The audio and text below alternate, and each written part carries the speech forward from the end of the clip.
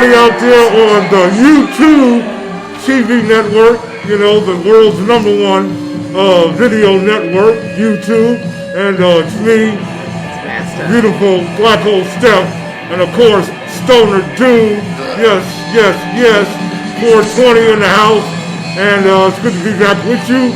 And can you understand anything this dude is saying? Vegas. I can't tell what he's saying with the mask on. He is masked up. I mean, he looks like a joker and he sounds like a joker. Why so serious? Anyway, good to see everybody. Hope you're doing well out there. And good to be with you on another show. Show 18. 18! I'm 18 and I do what I want. 18.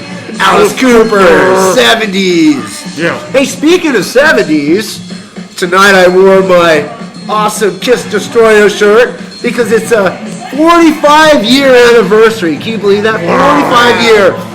March of 1976.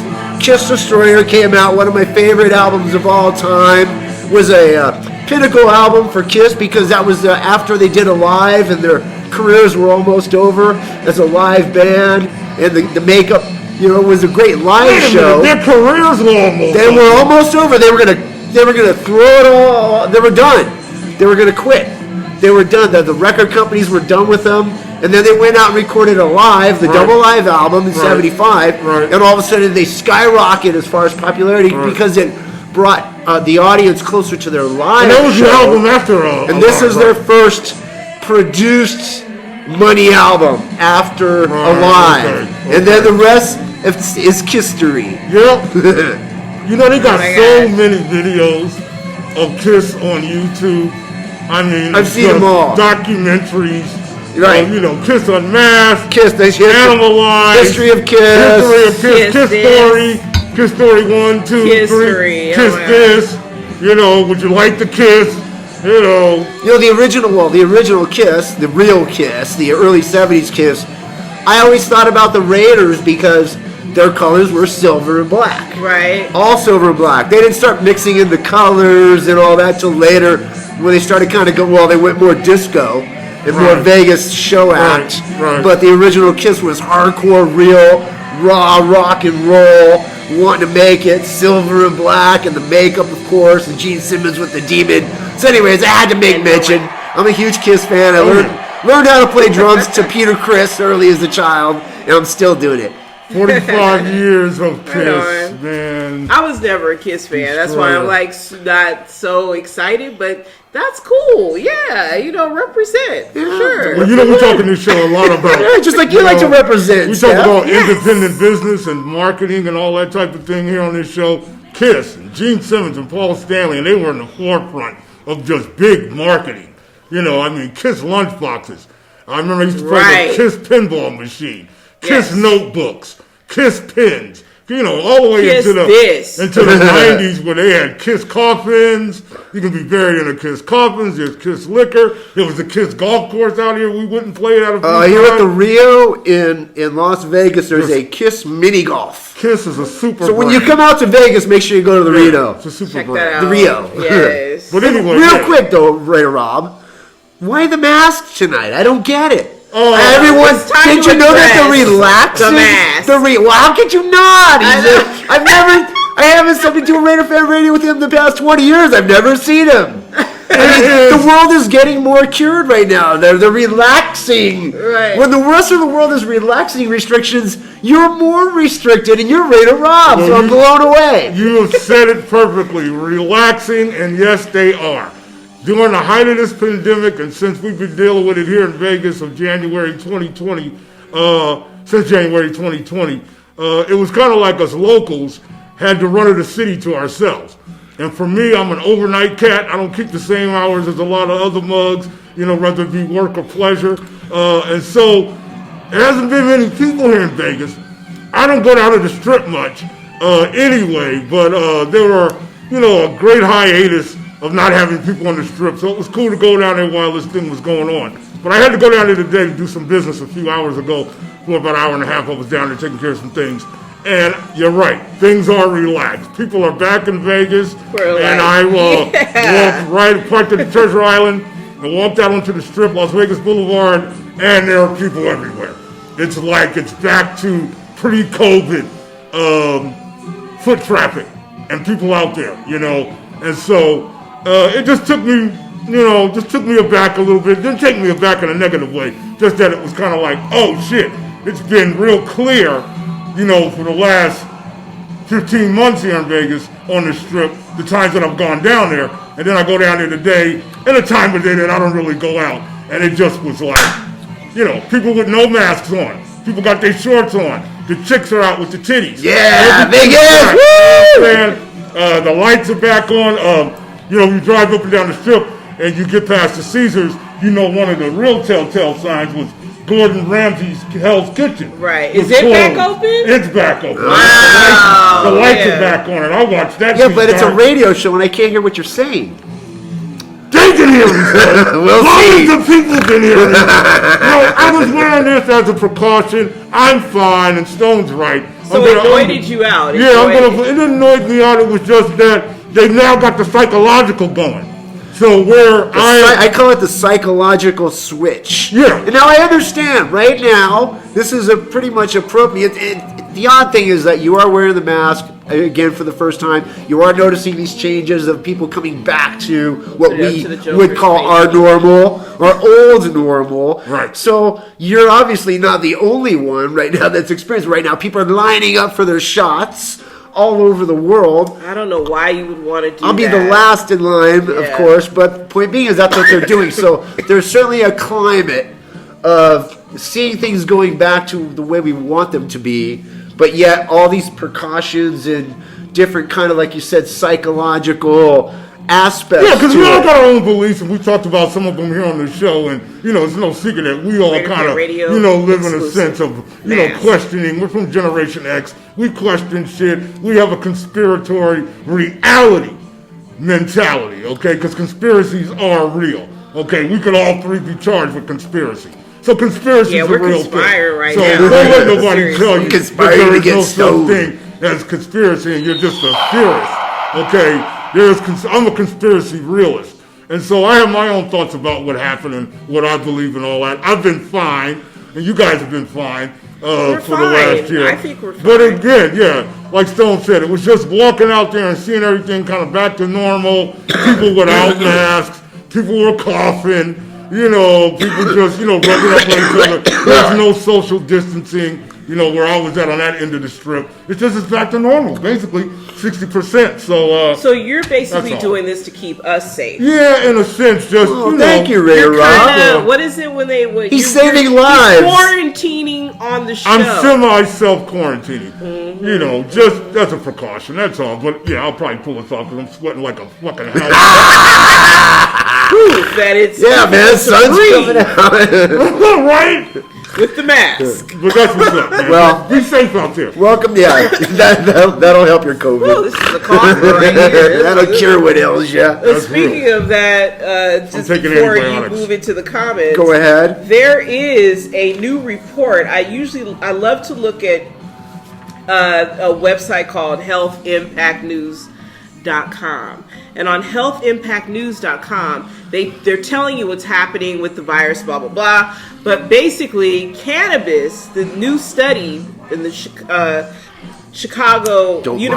Chicago, Illinois, says that something about the cannabinoid in CBD that blocks SARS-CoV-22 and COVID-19 replication. So there's something in this, the power of the cannabinoid, that is helping the epithelial cells in your lungs reject COVID. Epithelial. And I know of several people that felt like they had COVID and they smoked and felt better. So, and that's heavy considering it makes you cough and it makes you can't breathe. Former NFL player Kyle Turley has been out and about talking about that exact very same thing on national media, on national radio shows. So, and I can tell you this much. Doctor. I mean, I may play one on TV, but I know this. Since and all this happens to be this is the year anniversary of the pandemic. Right. Man. Right. This is it. Today. We made it a whole year. Now, as far as I can recall, I've been a sad anniversary too. Yeah. I have been partaking in my own studies with cannabis, and I'm happy to say during the duration of the pandemic, I've been totally COVID free. So, proof's in the pudding. You know, we can only go by our models and our research to prove things, or at least try to prove things. So that's where we're at RaiderFan Radio. Again, welcome to show number 18. I can't believe we're legal. Yes. We're legal now. We're 18. I can ride a motor scooter without a helmet.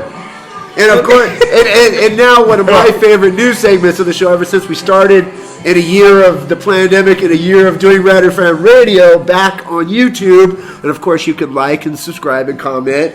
And when I say comment, we're going to read the comments. That's right. You can subscribe, and comment at RaiderFan Radio every week. And we'll read your comments. Let us know what you want to know. Comments. And hit us at RaiderFanRadio@gmail.com. Big finish. Yeah. So, our subscriptions are going up. Our subscribers. Our subscriptions is getting higher. And we like that. Welcome, new subbies. We're now up to 809 subscribers. Wow. Can you believe it? Wow. More. Thank you so much. We appreciate it. Come aboard. I realize in the YouTube world, 809, compared to like thousands or millions, whatever. We're just show 18. But we appreciate every one of our 809 subscribers, of course, commenting, listening. Hopefully you're entertained. I'm assuming you are. We certainly are entertaining ourselves when we do this every week or every other week. For sure. So anyway, Susan Fraser likes the comment song. That's out of the game. Right on, Susan. And I do too. That was off the top of the head, too. Rappers ain't got nothing on me. Raider Arch. Raider Arch. One of our hardcore, not only listeners and viewers, but Arch. friend we've known for his whole entire life. He says, thank you to Raider Rob. Thank you for mentioning me on your RaiderFan Radio list of original fans. This made my day, and honored to still be a member of this community. And he sent some his copies of his RaiderFan cards to RaiderFan Radio. That's great. And we'll keep those. That's right on, Art. Thank you, Art. That's Raider Art. Oh, that's saucy. We've known Raider Art literally since he was born, practically. Yeah. He's a little small child. His mother, Candy Padilla, photographer for the Raiders, will bring him to the games. We're going to have her on the show real soon. Yeah, she's going to be a guest here very soon. And watching Raider Art to grow up to be just a great person, a great cool person, and a musician and an artist in his own right. Yeah. It's great that we got to see that from you, Raider Art, and we want to see a lot more. We're gonna be spending the rest of our lives together. So here we go. Raider Art is a lifer. I love that. He's a child of the Raider Nation, like Stone said. He grew up in this thing, so yeah. Okay, so this is all regarding now our last shows that was put up on RaiderFan Radio presents. Classics! That Raider Rob and How you like us now? Black Hole 2002 Stef produced. Yeah. This was RaiderFan Radio presents RaiderFan Radio live at Ricky's. The last show we posted was from 2004. Toby MC Dade.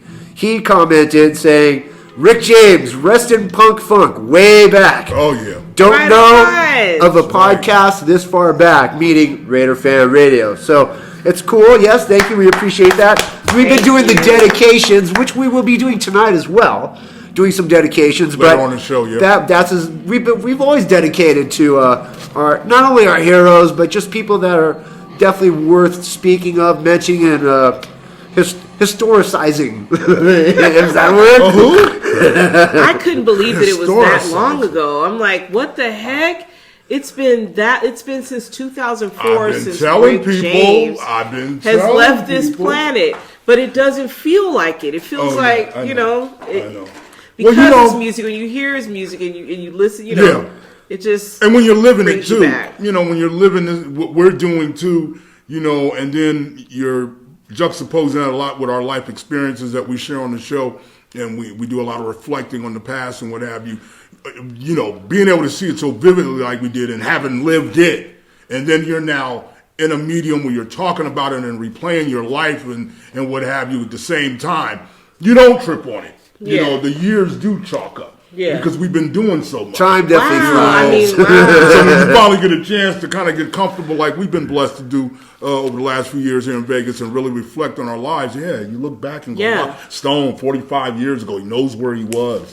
He was buying. Destroy. I was looking at this album cover going, look at Gene Simmons' gnarly dragon boots. This is the biggest band in the world. Okay, at that time, 45 years ago. Now, who the fuck is it? Taylor Swift? I can't even tell. That's not a band. Can't even tell. So, Kiss still is, and that's the sad part. Right. Okay. Anyway, so Desiree Bessie and Elsie Cartwright both say, nice, 2004, wow, tripping out on how long have we been doing it, and thanks for listening to the old show. Elliot D says, as far as the old show. Over at Ricky's, when we did the show at Ricky's, you can hear the crowd in the background. Are those people at the bar at Ricky's? Oh, yeah. Yes, trying to get in on it. Yeah, and there were live crowds. Like I said, we had a residency there. We did some time at a place called Roosters in Alameda that Stone had hooked up and got us booked in there. We were also, what was the other place we did? Oh, well, we ended up, Roosters. Stone got a studio eventually out in South Hayward, and we ended up doing a lot of the bulk of the rest of our first tenure and first run at that studio. There was a secret Van Damme location, which is still a secret.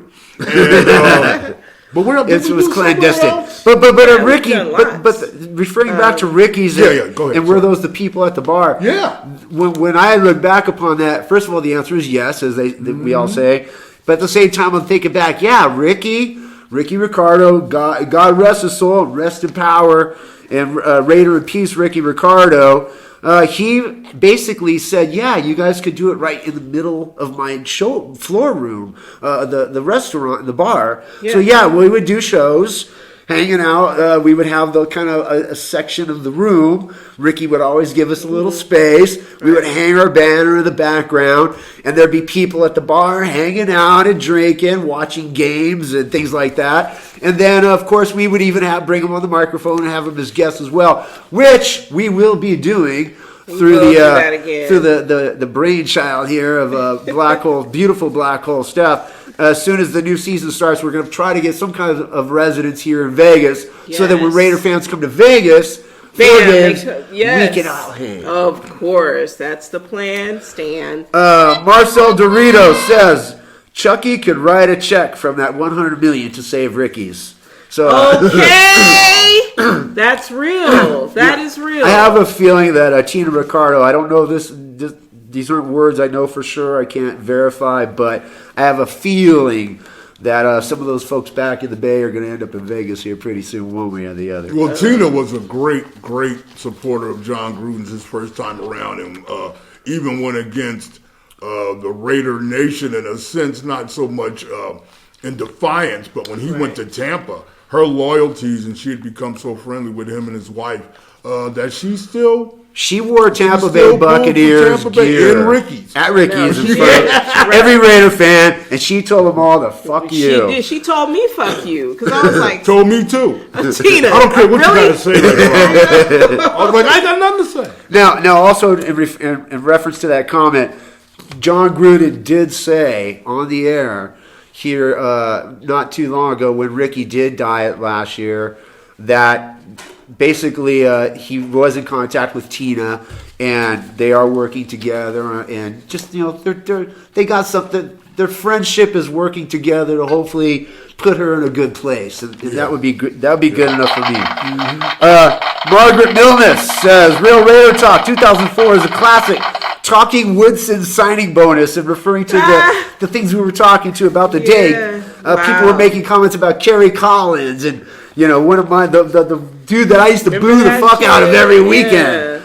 This is like the beginning of the mediocrity. Natalia Olis and we got so many new subscribers.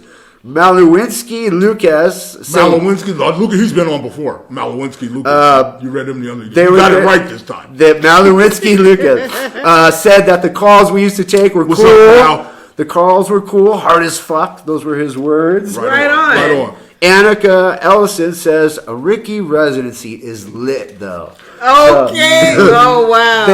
They're living vicariously. She must have been there though. Sounds like she might have been there. They're living vicariously through our experiences, and I'll be honest. That I really wasn't sure how the new fans would respond to the old radio shows, but Rob and Steph, through your idea and saying we should do this, I love it, man. I get to listen to our old shows and enjoy. Well, one thing that's happening on the world's #1 video network, YouTube, is that you're able to delve into so much of a catalog of people's history. I love going back looking at old cartoons from the 60s and 70s, old shows, their documentaries, and what have you. And so there's a great appreciation. I really love it, and particularly with Generation Z, who want to reach back and learn about their history and learn about. Z. They seem more absorbent of wanting to know about our past in the 70s and 80s than the millennials really. And so they're embracing that. And so I knew and had an idea that people, feeling us now, we got a new audience mixed with some of the old audience, whatever. We're entertaining. We're bringing it right to your face. Right. We're kind of down homey. And we're the new elders too. And so I like listening to old stories from old motherfuckers too. You know what I'm saying? Are we the new old guy on the stoop? Exactly. And I love that some of the young people are responding to us. Not to cut you off, Steph. So, going back and throwing back and showing them where we came from was one, to let the podcasting world know that before podcasting, there was RaiderFan Radio. Because this is nothing more than visual radio that we're all doing. You know what I'm saying? It's video radio. So that's the first thing, to let you know that we ain't no chumps to this. We new to this. There's actually footage of we're us not new to this, from, I think, 2008 that Matt with 2 T's posted on his YouTube. And we're eventually going to feature those at RaiderFanRadio.Vegas. And you can see, we're in studio, Stone Studio, and we're doing the same thing we're doing now, except there's no camera. Right. There was one camera. The radio's still the same. It's still the same. And, sorry, it's a little bragging rights. One thing about Generation X, we're very proud of our accomplishments, particularly if we set precedents. You know what I'm saying? And we went into that the last show a little bit. But, it's a little bit of bragging rights, letting y'all know. This is what's up. Yeah, we ain't new to this. We do this. This is what we do. Mm-hmm. So Raider Man, check it in. He says, what? Raider Man! Here to save you from the doldrums of losing. It's Raider Man! He's a super fan. No, he's a veteran. Raider Man says, what's up, family? Come on, Stone Man. Pass that shit over here. Apparently, I'm getting a reputation now for holding on a little too long. And he will be in Vegas for the draft, so we'll be seeing Raider Man here pretty soon. Oh, yeah, he'll be on our draft cast. Everybody stay tuned. We will be having our draft cast that was supposed to happen last year when the draft was going to be here in Las Vegas. So hopefully we'll be on the strip doing it. Yeah, we're going to be doing a live draft cast. Well, where else will we be? Right. If we're not anywhere else, we'll be right here. We'll be right here. Jonas Rakule. Jonas, that's the homie. What's up, bro? What's up, homie? Says he likes the Al Davis impersonator idea. Raider Rob calling it once again. I like that. So Raider Rob called the Al Davis impersonator. That should actually have an official Al Davis impersonator. Jonas, do you want to invest in a business opportunity? I mean, that seems... If you want to invest in any business opportunities, always contact us here at RaiderFanRadio@gmail.com. In regards to Steph's subject she brought up last show, as far as the anal swabs that they're giving in China, Julie Menzis, ew, why they gotta rotate it for 10 seconds? Too long. And I concur. Right on, Julie. Right? Julie ain't with that shit. Yeah. She was like you were just so elated when you were like, thank God the American doctors are doing USA. We're not going. Stone's like Michelle Obama. I feel like an American. I've never been prouder of my country. Matuz GSX likes Flyer Night Rob. So Flyer Night Rob is a hit. My God. Flyer Night Rob has his fans. Okay. Speaking of the Flyers, before we came on, see what I did. Before we came on tonight to tape, the Flyers were getting their asses beat 9-0 and ended up losing to the New York Rangers at Mad Square tonight in New York City. And this is what I was talking about in my last appearance. So horrible. Flyer Night You Rob. don't feel horrible. We, the Flyers, have a goalie problem, and the issue with the Flyers is a goalie. We've been having this problem much like the Raiders have been having a quarterback problem for 20-something years. So, anyway, 9-0 tonight. 9-0. Okay? Got their asses stomped. Oh, that's bad. Trampled underfoot. In regards to Derek Carr, Zardis Michael says, yeah, Raiders. Pick at number 1. Make a move, please. Referring to Raider Rob's call. Raider Homer. Did you hear something related to that, though? What's that? Urban Meyer heard us. Because about a week or so ago, Urban Meyer was on Jacksonville TV talking about, we want to make this a destination. We want to make this a place where he's been listening. You've been giving him ideas. Right. You've been giving everybody ideas. And no offense to Duval County. I know y'all get it in. It's the home of Leonard Skinner, too, and Limp Bizkit. But check this out, player. And Esther Roll. Check this out, player. Okay? Ain't nobody want to go to fucking Jacksonville and do shit. Okay? Honestly. If you ain't already from Jacksonville, it's not going to be a destination. And Meyer's going to be a failure.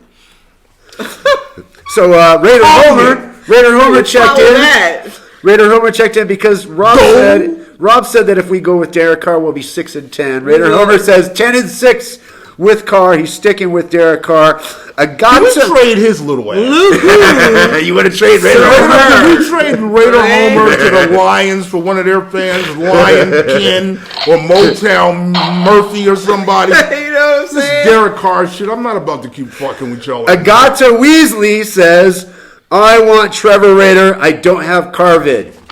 That's what I'm talking about. Okay. That Carvid term. The people are speaking. Mr. Weasley has I'm been a wearing Derek his Carr mask. fan, and I came up with Carvid, and now everybody's saying Carvid. So I think you hit one. I lit the fire on that one. Yeah, you better patent the vaccine. I created a monster. You better patent the vaccine. And the vaccine is Lawrence 16. That's the drug. That will be the vaccine for We Carvid. shall see. I think what I'm going to do is create a playlist that's called Carve It. I'm going to put all his shit in there that pisses me off. Oh, You yeah. got some footage, you send it to RaiderFanRadio@gmail.com. She will produce it. She will make it happen. Now, in regards to the Generation X, I wasn't aware that this was such a big deal. Generation X, Generation Y, Generation Z, blah, blah, blah. I didn't know any of that stuff. But now I do, because obviously the fans have spoken. Abby Larson says, this is one millennial that's with Gen X who keeps it real. Right on! Abby, welcome aboard. Sylvia Morris says, Abby's the new leader of the millennial. Abby's the new leader of the millennial. Vote Abby for millennial queen. Sylvia Morris says, Gen X, going hard on them. Jagoda Camchio, this is in regards to the conversation we had in regards to some comments on the Raider Homer show that you responded to as far as cussing, Raider fans cussing at games and in general. Right. And Jagoda says, since when is the Raider Nation PG-13? Thank you. That guy has never been to a Raider game or a game anywhere. Right. Yes. Come on, dude. Marvin from the Black Hole used to say that. Gonzo, who's a Chiefs fan. We have Chief fans listening to the show. We have fans from all over the place. All fan groups. I wonder if that's Gonzo from Caution. The rap group Caution from Hollywood back in the day that Ice Cube produced. This could be Gonzo. What's up, Gonzo? I thought it was the Muppet, my favorite Muppet, that used to bang the chickens. Gonzo. Anyways, he says that as far as the draft goes, he likes Micah Parsons, linebacker, better or over Jeremiah Owusu Koromora, and I still don't know how to say that. I will eventually. Okay. When I get with now regards Generation X and Hustler magazine and Larry Flint that we talked about. Yeah. When I get a copy of my Gen X, or when I get my Gen X hands on a copy of We, the other magazine that was like, it was like getting a golden vein. Oh. So now our fans are talking about the different porn magazines of the 80s and 90s. Were you Who is that? Gonzo. Were you a jack off artist or heroin addict? Okay. You get a golden vein. And lastly, but not least, Beaver hunt, baby. Beaver hunt. That's referring to our our last comment. Lastly and not leastly, Sky Marriott, who has been commenting regularly, says, all right, you guys are on fire. What's up, Sky? Black Hole Stef said the climate is not good at Oakland. I bet. Twice in one life losing their team. I feel for them. Oakland fans were one of a kind. In regards to the Hustler comments, Hustler was my go-to. Beaver Hunt was my thing. Yeah, man.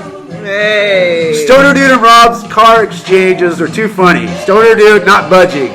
Not yet anyways. I hear you guys on Generation Y. all right. A lot of them are posers and not into detail and don't respect history. Look forward to the old shows. And that's Sky Marriott. Right on, Sky. Appreciate it. Sky blowing kisses. And now, Sky trying to get a shirt like Giannis. when those shirts are made, they'll be coming. My last thoughts on the whole Generation X, now that I have learned a little bit about all this, I don't really look, I think I almost feel like the old guy when I was a kid that used to tell me what was up from the 50s and the 60s. Yeah. And I was always rebellious towards it and said, yeah, whatever. I'm glad that I got to learn about this because I see the divide in the way this new generation is taking over the world because it's theirs next. Right. That's I know. You're next. Guys. Generation. Get with it. Were they Y? Is They the next won't. one Y? No. The last one is Z, so we don't know what comes Millennials after were this. officially lying. So we're in the Y section. Right. I love the Y section. Like why? You're on the back end of the Y Why did we do this? the beginning of Gen Z. So I think for me, the message is, as far as the Generation Y, I don't look at it like I'm so much trying to criticize you as much as I'm hoping that you will be interested and learn just like we did and the generations prior because there's a lot to learn from all of our histories. And you got to learn from what you experienced. If you can't share those experiences with the future, what good was it living it? Right. So here we are, Right. and we're just glad that you're all listening. But also remember, never rub another man's roof on. And on that note, that was the comments, and you can always check us out, communicate, Comments. advertise, if you'd Comments like. on our show. RaiderFanRadio.Gmail.com. Comments. Hit Stone and he'll read them, don't you know? Comments at RaiderFanRadio .com. So your football team been busy, man. Yeah, man, it's Raider season already. It never stops. Sign somebody, some African cat. Well, there's a long list. Yeah, Baltimore. African cat. You don't know who he signed? The other African went to New don't England. matter. We're going to talk about that in a minute, Aguilar. But yeah, Yannick Nagawoke. Yannick Ngakwe All is the right. defensive end for your Las Vegas Raiders. One more time. Two-year deal. Yannick and Yeah, you know, as far as Yannick Ngakwe, he was probably the one of the most sought after, at least talked about defensive end free agency. I was still thinking more defensive tackle. I was a course. little disappointed that we didn't get Leonard Williams. We obviously didn't get J.J. Watt. He is now I'm still disappointed we haven't gotten Jadeveon Clowney on the Raiders as much as he's been available the last 4 or 5 and that could years. still happen because it's I a hope long so. off season. I'd love We didn't to. get J.J. Watt. He went to the Cardinals. Whatever. But I'm in over terms it. Yannick, I mean, it's like, come on, guys. Let's get a little bit more fancy here. First of all, 4 teams in 1 year, this dude. That says a lot. That's not really a great resume for the Raiders. Well, yeah, Yannick Ngakwe. Where is he? Came out as a star player his rookie season when he was drafted. Well, I think where Gus Bradley was still his last Right, year that was as his head coach for the Jacksonville Jaguars. And he's been bouncing around the league. He was just played in Baltimore with the Ravens last year, and the Ravens went to the playoffs like they usually do. Right. I think that he's one of those guys who's got the talent and all those things. He's still young. I think he's like 25. So they are going for that kind of age group of player who's not players that are just been around long in the tooth, but guys that still have some tread on the tires. He hasn't had any major injuries recently, so I think he's a good addition. Are we done? No. We got a long way to go. We also signed today defensive tackle Quinton Jefferson. Now, he's not the defensive tackle that I wanted, but he's a defensive tackle. I guess he's another guy. He's another body they're going to stick in the middle. Well, back to the Yannick cat. That's a mid-level signing. Yeah, he may have had a lot of upside over the last few years, but I am alarmed with the 4 teams. And what is it? 1 year, you said? 4 teams in 1 year. This is a guy that you can't count on to be stable. And I don't know what teams those were, but what is he? Jaguars, Vikings, Ravens. Okay, so the Ravens. He came from the Ravens, so that's a good program. So is there something there where there's a disconnect in his game prep, work ethic? These are questions. There, have got to be, a bigger, imagination about who we're bringing in, man. We're trying to sell tickets. You are in a new city, and you have got to be thinking again, box office, man. He's not. And I understand that you have to think players, and you have to think what fits and what have you, and what you can afford. But this again, nickel and dime with these part-time dudes, man. We need to start thinking in the windows of 3 and 5 year signings. And those type of players over there, okay, at $14.75. Guys that we can start to mess with the Abram and the Crosby and what have you, and they know they're going to be here, or at least there's an expectation with a 3 to 5 year deal. And they can start really focusing on building camaraderie with what we do have as the cornerstones, and start looking forward to making a run. Not this piecemeal Band-Aid shit that we've been doing since, Chucky left the first time, let's just say. So 4 teams in 1 year, okay, maybe you see something that nobody else, but why not go get Alden Smith then if you're going to do that? We should got a guy with some intensity, and he's got a reputation. Like, we need guys with reputation, man. We need some people out here that got a name, man. Some people that are going to be feared when they get out on the field. It isn't just as easy anymore to take somebody like a Lyle Alzado or something from the Broncos and throw him in a Raider uniform, It translates. Right. It doesn't work that way anymore. You got to earn it, and the Raiders have to earn it. We're not just getting by on the color and the mystique anymore. And I don't know if this guy, that's not what I'm talking about. But whatever, man. I'm sure Raider Homer loves it. I'm sure he does. Well, I at least like that we're signing defensive players because, at the end of the day, you don't know who's going to end up on the team by the time training camp, if we have a training camp, and I think we will. But, we don't know who's going to end up where. You never know who's going to stand out. But they're building the defense to actually adding bodies to the roster. And they're giving Gus Bradley players, to work with at least. Did either one of you happen to have a list, or did you have anybody you were projecting that you might have wanted? At this point or before? I know what position. I wanted Leonard Williams. Right. I didn't get Leonard Williams. At this point right now, the person that I probably think is the highest on the list of who we should get would be free safety Anthony Harris from the Minnesota Vikings. I will take it. Yeah, because I had a little list here from when we came back. Safety. John Johnson, but he ended up signing with Cleveland. With the Ram, Trey Hendrickson. He took less money to go with the Browns. Yeah. Wow. Trey Hendrickson was the defensive end with the Saints last year, 13 sacks, and he signed, I think, with the Bengals. But Matt Milano is still out there as a linebacker with the Bills, real high-intensity guy. You know how those Bills played last year, and he was the cornerstone of that defense. Linebacker. Sheldon Rankins, who was a big plug-in for the Saints at defensive tackle with Stone wanted. Is a guy that I would love to see. He's still available. Still out there, Sheldon Rankins. A.J. Green. He signed. Oh, did he? He did sign. He signed with the Arizona Cardinals. Ooh. AJ Green. They got JJ Watt. Right, they got JJ Watt. They got Hopkins. Yes, the receiver. they are not Now playing. AJ Green. AJ Green. That's what you do when you make moves. Nagano Sue is still out there, I think. I was thinking him. I would love to have Dominic and Sue when it comes down to it. Marcus Golden, another defensive end who was with the Cardinals. I don't know if he's re-signed, but this guy is kind of a Melvin Gordon type, Melvin Ingram type. And Melvin Ingram's still available too. He's available, yeah. Yeah, I wouldn't mind having Melvin. And then Duke Johnson, kick returner from University of Miami, the Hurricanes. What's up, Sugar White? That I watched, and he came in, was with the Texans, was with the Browns. Hasn't gotten his footing yet, but if you get him out there, he's like a baby Devin Hester, and it's somebody that could take the baby Devin Hester. Yeah, he could take the in the right program. He could take that heat off of Renfro returning kicks, because I really think we need to rethink that going into 2021. I think that's one of the top Hunter priorities Renfro as is well. a key cog. Defensive tackle, free safety, and someone to take over for Hunter Renfro returning kicks. Yes, When he took some of those big hits at the end of the season, exactly.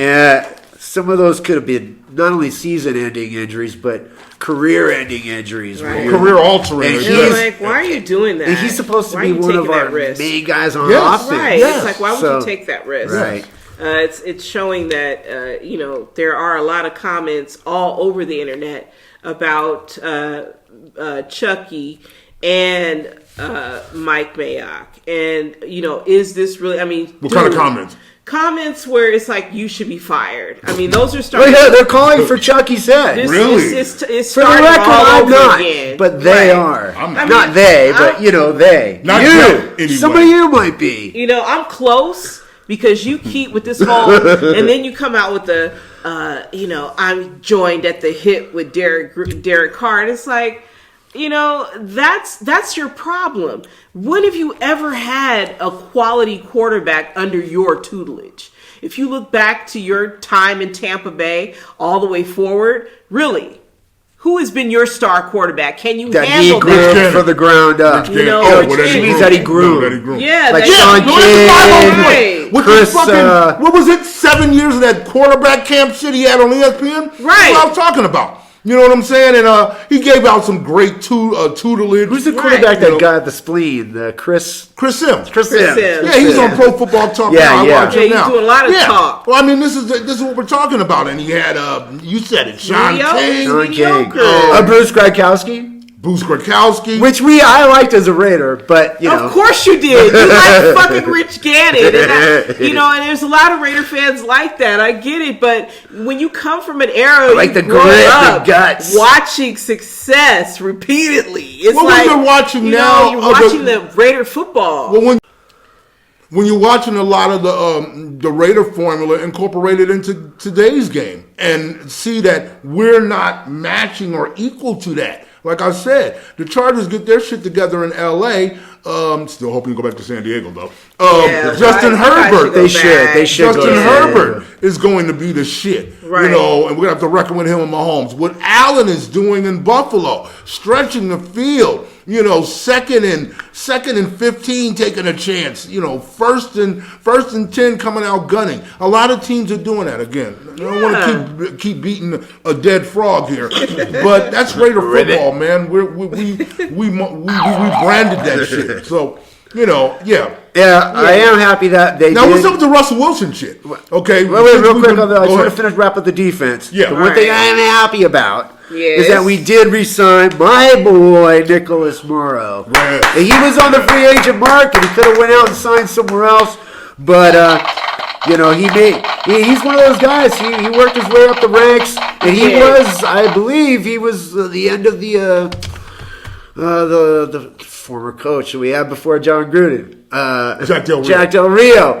I think he's from that, the Reggie McKenzie days. So to see him stick and stay and get better, not only get better, but show that he's now a national name. And we talked about it was great that you pointed out. We re-signed him and kept him. It was great you pointed out the other, workman, nuances to his game, and the fact that there was a leadership quality too when he was out in the field, as you saw him asserting. That are some of the things that go unnoticed. You know what I'm saying? When a guy like that is just playing a role player, and he sometimes can get pigeonholed in just being a role player, and could end up going somewhere else, and you see him explode all over the place. You know, and so that's one of those that we're glad we retained, and we'll be better for it.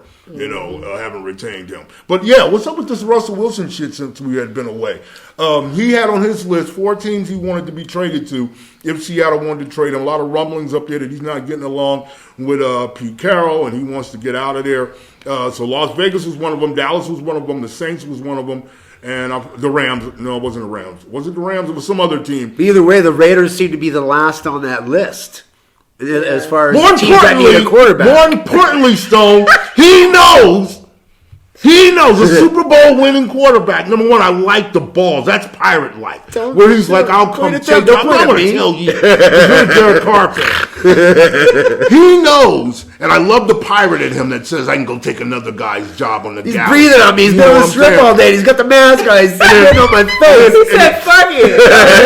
And then I'm just kidding. Go and ahead. then you've got the fact that, like myself and many others, including Giannis, and I think it was. So you say that Russell Wilson, you were thinking the same thing? Russell Wilson, the same wavelength? Russell Wilson even knows it's time for a new quarterback. Right, with the Raiders. in Las and Vegas, he's willing with to the at Raiders. least come help save it. Right. If he can. He even knows.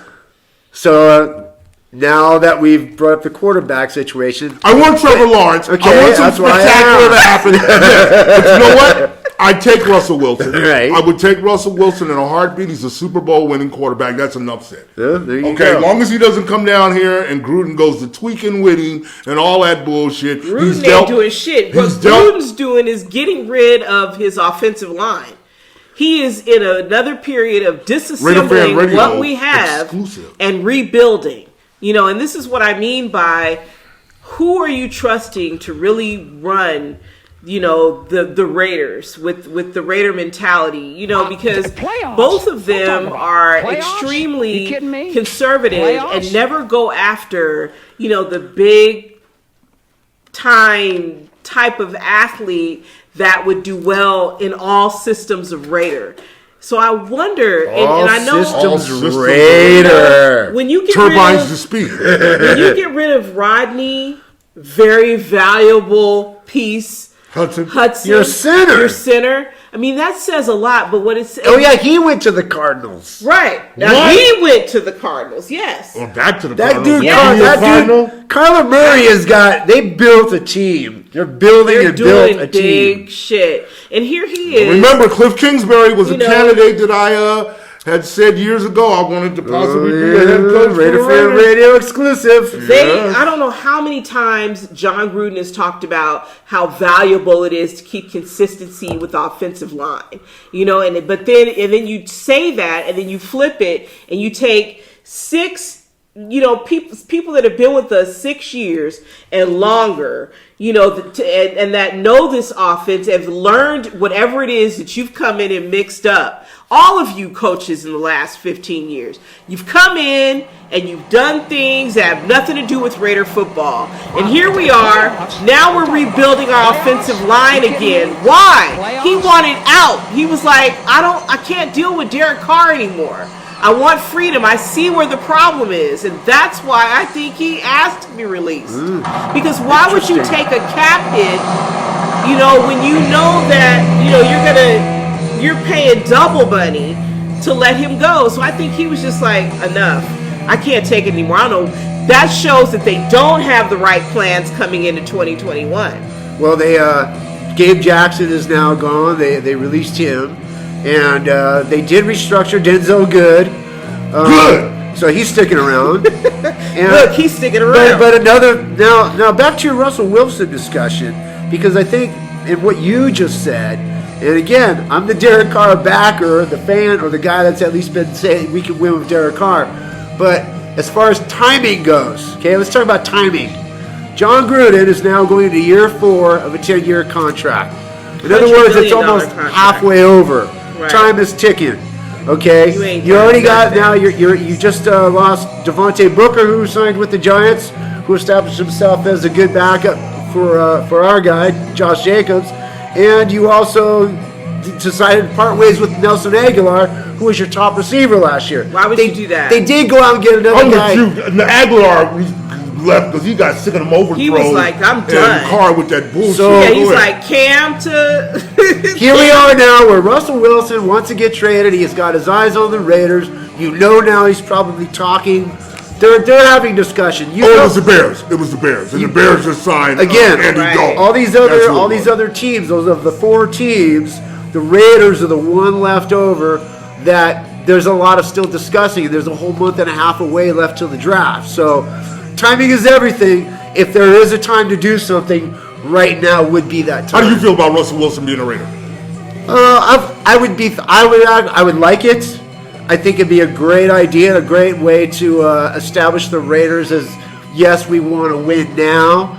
And the fact of the matter, talent-wise, it'd be like Gannon on steroids.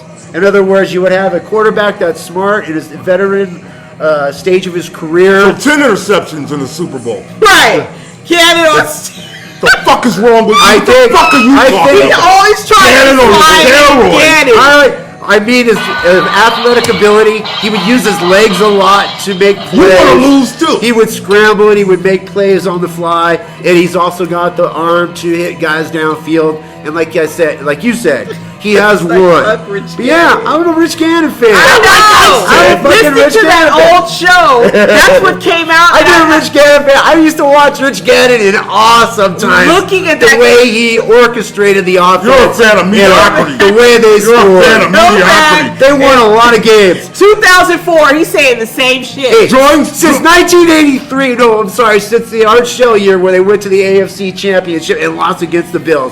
Out of all those years, the only good years that we had a great time being a Raider fan was when John Gruden was the coach and Rich Gannon was the quarterback. That is not true, and I cannot believe it. That is not true. Those are not the best times of the Raiders. Please, all you fans out there, you can join Stone and his new fan base he's created, Mediocrity Nation. Okay, I'm sure Raider Homer there you go. and a few others. I won't be alone. Okay, Mediocrity Nation. We've been doing this for 20 years. Raider Rob told me 20 years ago. That shit with Rich Gannon. When we signed Kerry Collins, I remember that day because Rich Gannon broke his neck again on Derek Brooks' head. Okay? And Kerry Collins was signed. It's a great day. And I was like, no, not Kerry Collins. And then Raider Rob looked at me one day and goes, Stone, we're going to stretch the field. We're going old school AFL. That's right, man. Vertical. But then you didn't have no O-line. Why? Because when you look back at what's happened to the Oakland Raiders, I booed the fuck out of Kerry Collins. And the Raider organization, you get mediocrity and then breaking down the Raiders. This is not Raider football. We all can at least agree on that. No, we can't. So the fact we you can deny it. Bring us back to the present. The millennials do not agree. The millennials do not agree. Go back and watch film and then compare the time that you're in. And why is it that we're constantly rebuilding?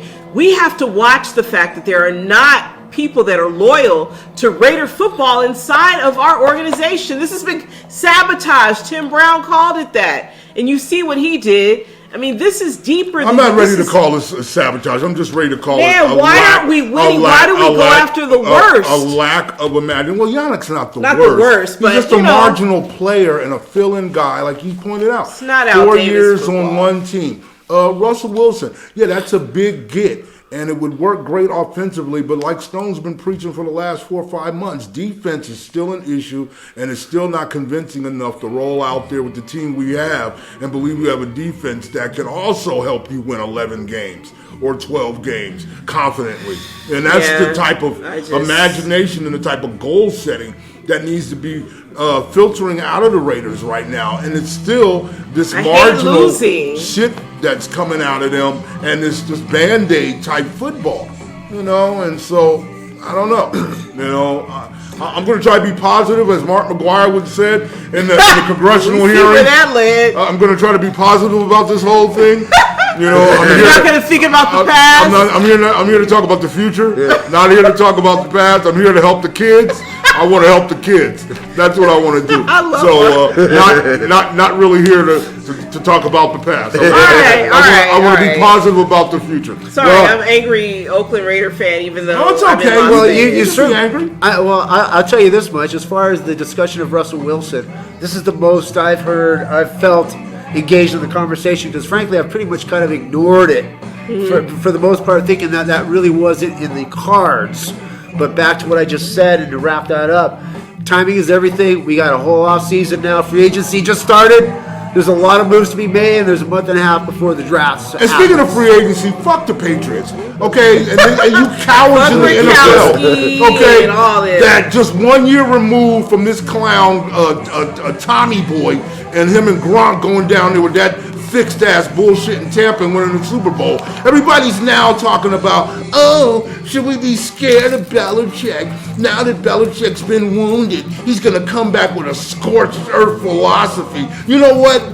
The other 31 teams in this league need to come back with a scorched Belichick fucking philosophy. Okay? Enough of the goddamn Patriots. This shit going around last 48 hours because of these off-season signings, free agent signings he's made with Hunter Henry and Juden and some other cats that he's put on the team. Still, it looks like a bunch of marginal players to me, but of course, he allegedly is the no-name creator. Okay, get the fuck out of here with the Patriots. There should be an ethic going on in the NFL right now that the New England Patriots reloaded, Cam Newton resigning, whatever.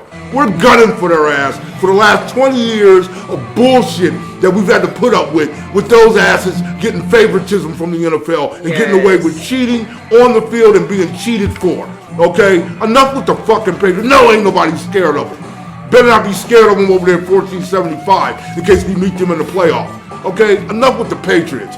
All right? There needs to be a mentality right now with teams that are playing the Patriots this year, that no matter who that old cheating-ass motherfucker rolls out there, the Patriots are going down, and in the immortal words of Al Davis, they should go down hard. Yes. Okay?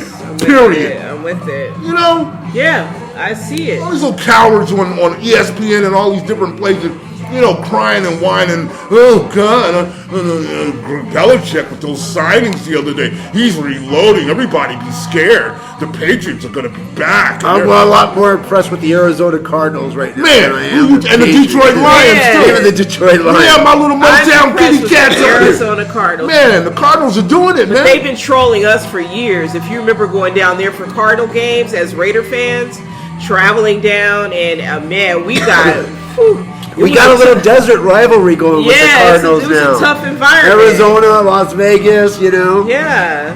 So we're coming for you. The way Cliff Kingsbury is thinking was the way that I thought Lance Kiffin was going to come into the NFL. That type of modern, cutthroat attitude. Sean McVay had it for a minute in L.A. and, of course, got him to the Super Bowl. But, Cliff Kingsbury is like, I don't give a fuck about what they say this league is, what they say the Cardinals have been. I'm changing shit. Right. I'm changing the culture, and I'm putting it out front that we're gunning for your fucking ass. Right. And we're coming. Right. I love it. And they're coming for the Tampa Bay Buccaneers. Yeah. And like I said, they're putting a team together that's similar to what Tampa Bay. So are there any teams up for sale right now? Is it a buying season? There's a number of teams that should be up for sale. I know somebody I'm thinking about that should I'm thinking of a couple of teams. But, it's funny you mentioned that. I saw a couple weeks ago, Jeff Bezos, Lex Luthor himself, of the... Jeff Bezos, who's he? He is the CEO and founder of Amazon. The Amazon? The Amazon. The richest guy in the world, Amazon? The richest guy in the world, Amazon. During the pandemic, he... richer than Trump. Everybody was getting their stuff shipped on Amazon. Yeah. That guy? Amazon, where you can get anything from hookers to pantyhose. On Amazon? On Amazon. Damn. Okay. I guess I'm and looking in the wrong places. Shipped to you in 2 days. But he reportedly wants a team. There's been talking about wanting an NFL team, and there was talk a couple months ago that it could possibly be the Washington Redskins. But I personally think with all the money he's got and the type of moves he can make and how much money he would bring to the NFL, he could possibly talk the NFL into an expansion team. And I would really like him to consider Oakland. Do we need more teams? Yeah, why There not? should be a team in Oakland. Why not? Why not more teams? Why not? Who gives a fuck? More. We're in the end of times. We're going for broke. Throw it. Everything on the table. Yeah, everything. And of course, if he got a team, what better name than the whatever, let's just say for argument, the Oakland Amazon. The Amazon. I like that. A dude team called the Amazon? I do like that. The Amazon's a chick name. So what? They're tough chicks. Big chicks. Chicks that were cracking And we are living in a new time right now where they're starting to mix that up. Exactly. Right? Exactly. Trying to cross paths. Their cheerleaders would be 6'1" women with 34 dudes, 38, whatever. But the Amazons. Yeah. So anyway, Jeff Bezos. The Oakland Amazon. Either way, that's a great name. The Oakland Amazons. The Oakland Amazons. That's mine. All right. Copyright. RaiderFan Radio right here. I think he would actually do it in Oakland, though. I mean, like, I'm not a Jeff Bezos fan, but why are you giving him great ideas? I could see him do that, though, because the affinity for the Bay Area and the affinity for, not just Silicon Valley, but the point that he knows that he's got a lot of people that he's made a lot of money in Oakland and in the Bay Area in general. And it's a good fit for that type of company. He could build his own stadium. He could afford it. He could afford to build his own stadium. Right. This is no different than when that Larry Ellison guy, who was with they deserve a team. What was that company the team was named out of Network Associates? That guy Larry Ellison. Network Associates Coliseum. Yeah. Right, exactly. Larry Ellison's ass. Oracle, the guy that created Oracle. Speaking of Oakland Amazons and the new trend in professional sports these days, now another aspect of professional sports is in the Washington football team, formerly the Redskins, is the first to do this. But they will not be having cheerleaders this year. Yeah.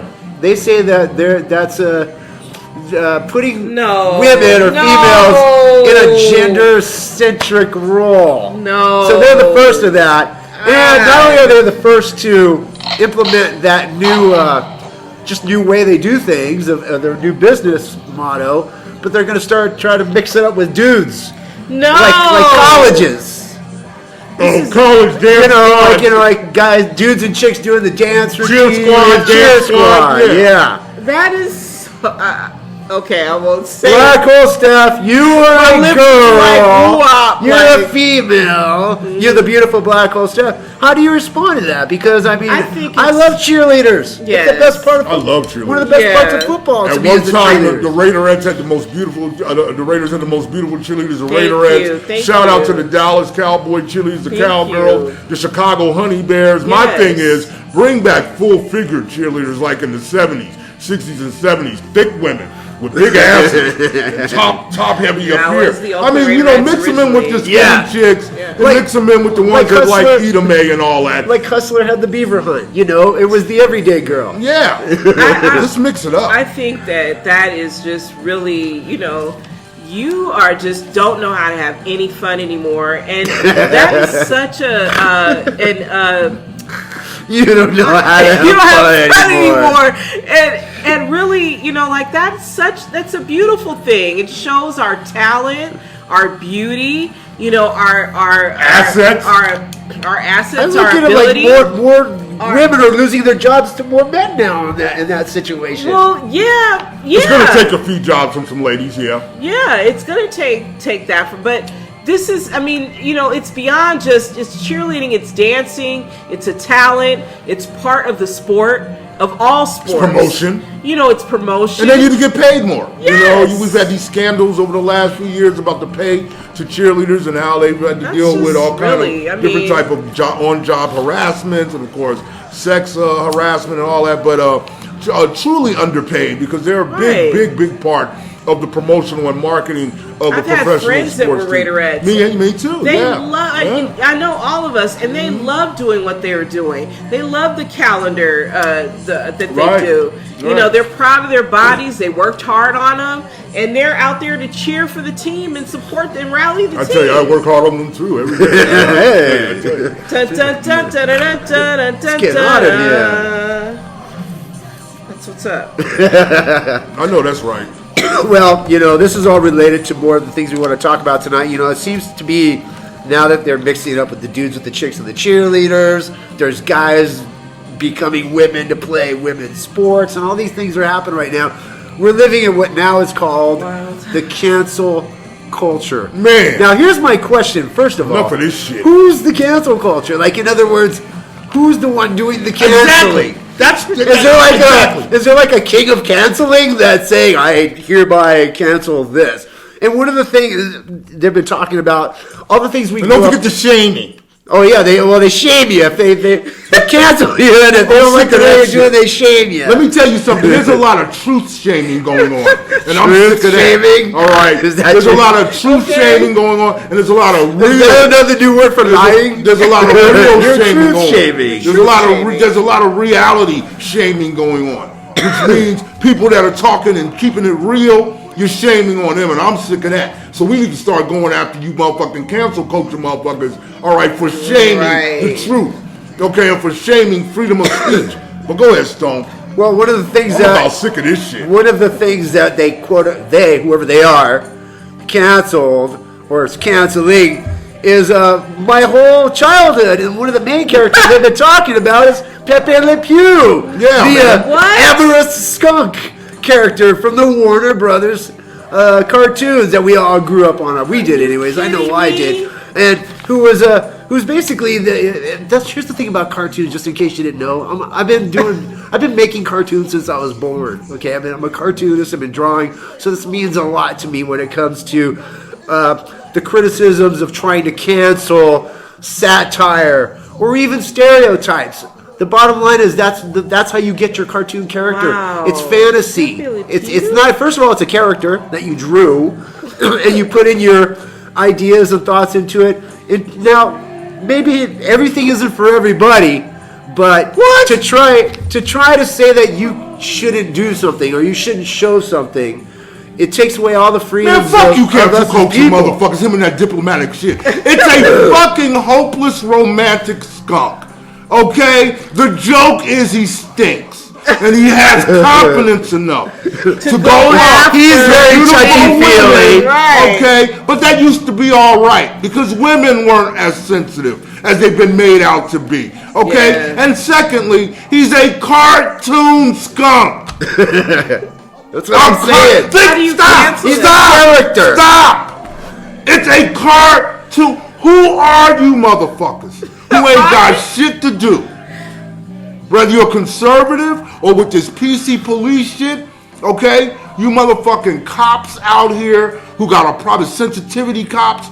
Like, man, kiss my motherfucking black ass with that bullshit. There's an article in the New York Post a few days ago from Matt Shaughnessy. Matt, we got your article. We're going to be in contact with you. All right. Cancel culture is out of control, and Gen X is our only hope.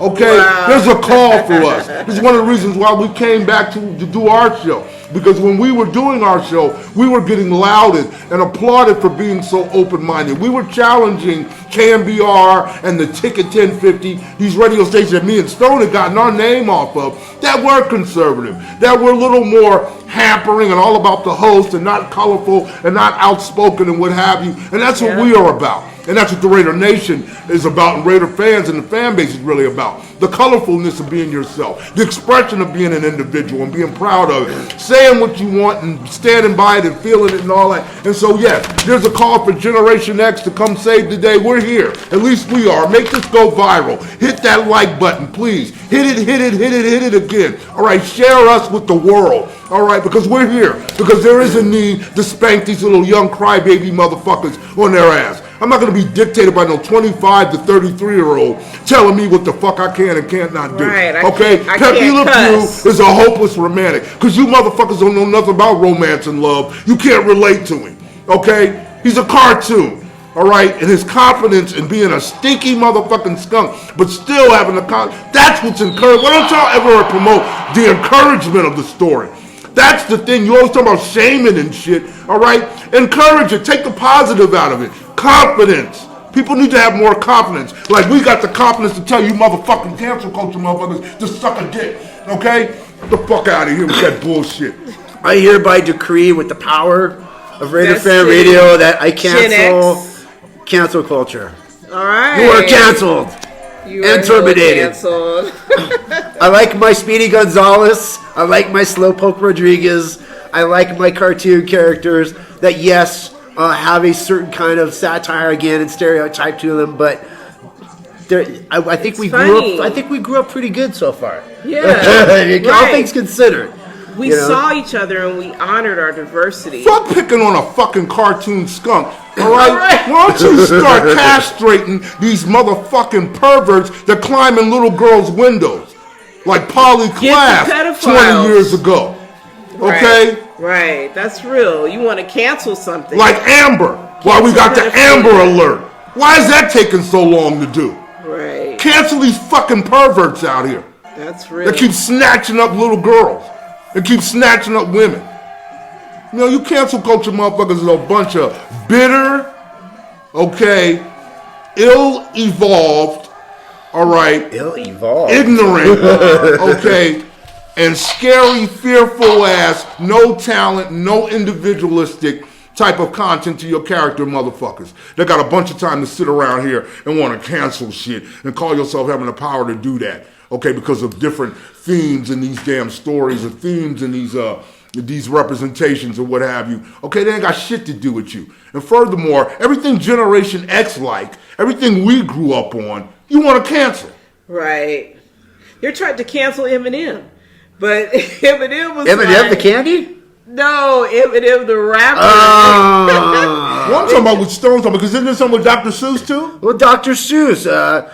Dr. Seuss, in his earlier days as an artist and creator during war times, World War II, I have all his books. Was doing cartoons for the government with it's very stereotypical at the time of the Japanese. You know, back then the cartoons they used to do. See that. And those are things later he basically had to answer to in life. He was an artist working for money to do whatever it took for the war efforts at the time, which unfortunately were very racist.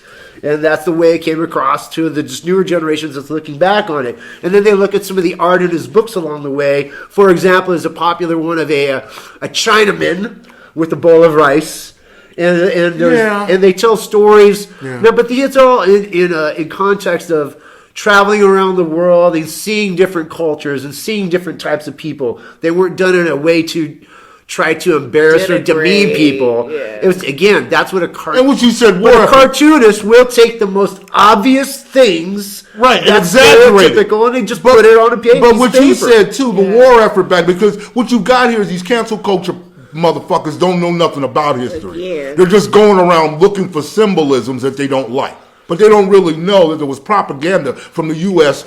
Department of Defense that would put out these art, some of this art, and commission these people, like you just said, to put out these type of images, you know, and try to again sway the American population to go along with whatever it was they were going to do. Yeah, war effort, but also to drum up wanting support for them to go out and do dirt. You know what I'm saying? So let's stop with that bullshit. Again, a lot of them don't know nothing about history. You just want to go and pick shit from history, all right, and try to intellectualize it on their scale. And as you said, these youngsters going back looking at history, them motherfuckers don't know nothing about history because they don't even look at the context of what the history was about. And again, there are still themes that you're not attacking. They know nothing about you know, it. Right. It's pinned that are more urgent and a little more serious to what's happening right now at this very hour. Right. Than tripping off pet cats and dogs and Chinese guys with bowls of rice. And there happens to be a lot of Chinese dudes that have bowls of rice. There's a lot of Mexicans that do eat beans. There's a lot of everything. There's a lot of rednecks in the middle of America that eat fried chicken, and it's just the way it is. It's the way we are in the world. Unbelievable. Be observant. Unbelievable. To be observant of the world and our differences. And what makes us so special and unique on our own from the next. I think it's in the eyes of an beautiful, artist or a cartoonist or satirist. That is the job of that person, to take the most simple, basic aspects of those things and make it look like something and tell a story in a few lines on a piece of paper. Instead of just now, what you have is just nothingness. Even if it's hateful, it's still free speech, and that's the other thing that's ultimately the main that's what's being attacked. Part of discussion. Right. We don't have all the similarities that we'd all like to have. We do have differences, and there are people who do hate each other for it, and unfortunately, that's also in the Constitution. In other words, it's fortunate that we do have that right. But the point being is that it's covered, and at least I know that you hate me. If you're going to draw something or write something about me and you don't like me, well, then I know. Speaking of the call for us, Generation X, to be heroes, real quick, I just want to read a couple of lines here from the article. The New York Post, cancel culture is out of control, and Gen X is our only hope, from the author Matthew Shaughnessy, published March 13th of this year. But he says here, here's the thing. The situation with the millennials is getting way out of hand. Probably some of them are like us and think ruining a person's life over a rumor that he once uttered a bad word is madness. But even the good ones are in too deep to see a way out. They don't have the guts to stand up. We do. And that's also what part of the fight is. Right. Those of us that do stand up and have a counter-argument to this censorship initiative and this PC shit, okay, you want to attack us for standing up, against what you're doing, instead of just let's divide and create separate spaces.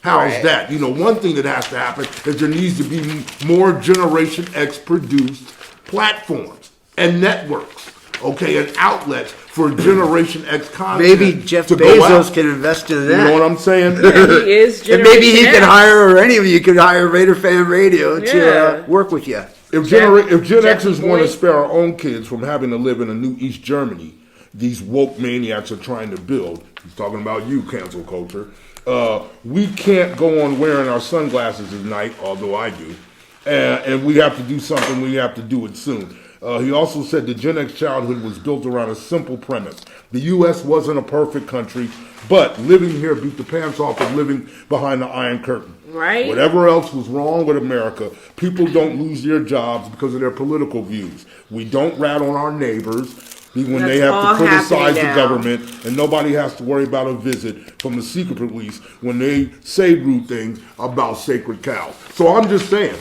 let's reverse the tables and let's start complaining about the complainers. Right. I think it's offensive that you complain. I know you are, but what am I? I think it's offensive. You got a problem that people that don't have a problem with shit that's in society have to somehow bend to your knee. Right. You know what I'm saying? I got a problem with that. So we cancel everything and we end up with nothing. I think I should call the police on you. I like that. We cancel everything, we end up with nothing. I should call the police on you. You complain too fucking much. Right. Hello, officer. Okay? Hello, officer. Motherfucker out here complaining and shit. That would go viral. A picture of Raider Rob. Come on, the cops. Hello, officer. Well, speaking of which, do we have any dedications tonight? I mean, we talked about dedications earlier with our old shows with Rick James, and last show we did was Chick Corea. I think tonight we have a few of them on the list. And that's the problem. We've got too many. Well, you're always going to get a new dedication because someone's always going to die. That's true, but this is like quadrupling up. I mean, it's like 4 or 5 people within a short amount of time, including Marvin Hagler. Yeah, marvelous Marvin Hagler. And now you associate it with the fact that a lot of people are taking the experimental vaccine, and that's what he did. And it's sad. His wife came out. She's like, it has nothing to do with the vaccine. But boo, if he just took that relates to his death. That's what it is. I know this for the past year, that if you could die in a motorcycle accident and have COVID, they say you died of COVID. Man. Yeah. So point being is that if you died anywhere near the time that you received the vaccine or the experimental gene therapy or project that they're doing. Right. It's really not a vaccine. It's Marvin Marvin Hagler was one of the most dominant fighters in the 80s. He was the baddest man on the planet at one time, a moniker that has been applied to Mike Tyson more famously. But in the 80s, Marvin Hagler that's a great title. was on the planet. a middleweight champion from 1981 to 1988 and fought many great fights. He retired after his fight in 87, when he lost to Sugar Ray Leonard right here in Las Vegas in a fight that most of the people at the time in the nation thought was rigged, thought he had been robbed. It was a fight that, had been very, shall we say, marketable and was very anticipated, and a fight that, promoters had been wanting to put together for many years during the run of Marvin Hagler and Sugar Ray Leonard. Had a big right hand, was a ferocious inside fighter, was quick, was mean, was tenacious. And died too young. That era. If you're a boxing aficionado, go right here on YouTube and make sure you check out his fight with Tommy Hearns, which was Bill the War at the time. Thomas the Hitman. It's still considered the greatest first round of boxing, but also the greatest 3 rounds and one of the greatest fights ever, even for the length of the fight. And I was rolling Tommy Hearns that night. I was down to Hitman from when he had first came in. But Hagler was a dominant fighter. Those were the days of Sugar Ray Leonard and Roberto Duran, Thomas the Hitman Hearns. Right. And Tommy Hearns was the one that mentioned on his Instagram account that he mentioned that Marvin allow us. He thinks he died from the vaccine. He thinks he died. Bottom line, he thinks he died from the shot, and he didn't say that in that way. He just was pull for him because he was in ICU at the time. So he was like, say your prayers. Our king needs your love, and he's just had an experimental COVID vaccine shot, and it's the fact that people came out, immediately against him for that. He, since has said, let people grieve. It's not about me talking about no anti-vax movement. It's just, I've lost my friend, and I can tell you right now, if you or anybody I knew close to me died near the time that they got the shot, I would certainly say they just got the shot. Man, it's common logic to think that. I think okay, but again, this is the political manipulation and the social manipulation from the social puppeteers who are, again, doing what they always do, trying to spin something in favor of their agenda, and again, spin you to be sheepish in your thinking and take your right to have free thought and express it. And something's got to be done about that, man. Right. It's got to stop, and there's got to be a counter force to it, and you got to just steadfast, constantly go against the call it out, man, because it's bullshit. If that's what that man believes, and if it's him, or if it's the young mother in Utah or Colorado or Texas over the last week who had went in to the doctor. She had her second She had an shot. initial shot, then she went and had a second one, and she died after it. If what happened to Hank Aaron and the countless hundreds of others that we don't even know about before you rolled it out, and those that are to come. That's our right. There's nothing wrong with why you don't want to be questioned if you're doing the right thing. Right. If you're doing what's right, then don't trip. It ain't illegal yet. What is everybody so pissed off for when they get questioned about something if they ain't doing nothing wrong? So who else died? Bunny Wailer. Oh man, you're hitting Bunny me. Wailer. The original Wailer. The original and the last of the Wailers. Original Wailer of Bob Marley's great reggae band, the P-Funk of reggae. I've seen the Wailers at the House of Rolling Blues. Stones of reggae. You did see them. I saw the Wailers at the House of Blues in Los Angeles. Right. Sunset Off of Sunset Strip, Yeah, the Wailers, the legend of the Wailers since the beginning. They've of course had a lot of members and players since then. Yeah. But he's kept it going all these years, kept the band going. Ziggy Marley's done some stuff with the Wailers and kept that whole legacy going. Yeah. And man, reggae music that hurts. for all you kiddies out there. Go and learn as much as you can about reggae music. Yeah, man. the Wailers were the original. Like earlier when I was talking about Kiss being the original of arena theatrical rock, the Wailers, they basically took reggae into the mainstream. Yes. To where everybody knew about it. And once reggae took over, all through the 60s into the 70s, and guys like Bob Marley and Bunny turned Wailer, into a rock star type of Bunny situation. Wailer, too, is another underrated band leader and arranger. The guy that ran, the live show, one of these underrated musicians / sidekick type cats. Right. Like George Clinton for a while had Bootsy, and of course, more famously, the late, great Gary Scheider. This counterpart you have. Mick Jagger has Keith Richards. Right. You know what I'm saying? Page had Robert Plant.